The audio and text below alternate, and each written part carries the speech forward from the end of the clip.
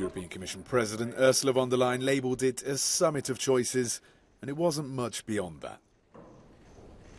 At the first in-person EU-China summit in over 4 years, leaders from both sides met Thursday in Beijing, where frank words were exchanged but no solid action was committed to.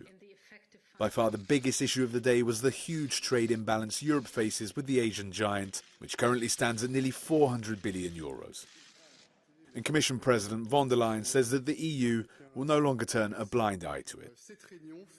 Politically, European leaders will not be able to tolerate that our industrial base is undermined by unfair competition. We like competition. It makes us better.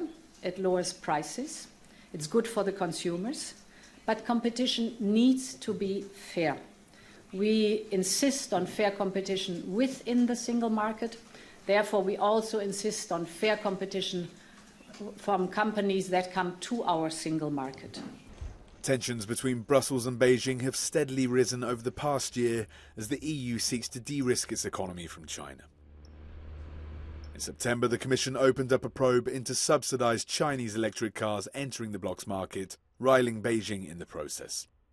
At the summit, Chinese President Xi Jinping himself warned Europe not to implement protectionist trade policies, but at the same time the door was left open to a deepening of ties. 中国正在推进高质量发展和高水平开放，愿将欧盟作为经贸合作的关键伙伴，支持欧方坚持战略自主，同中方一道践行真正的多边主义，为维护世界和平、促进共同发展、应对全球性挑战而携手努力。 For this analyst from Merix, a think tank currently sanctioned by China, the summit may not have delivered on much, but it has set the EU's tone for Beijing that if it does not take action, then Europe will respond.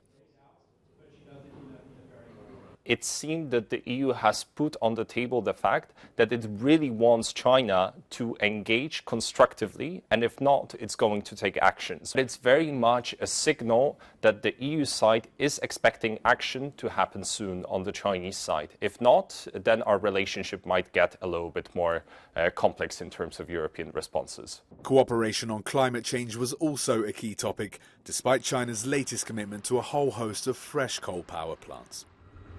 On Ukraine, Brussels reiterated its desire for Beijing to help end the war and to stop Russian businesses from circumventing Western sanctions.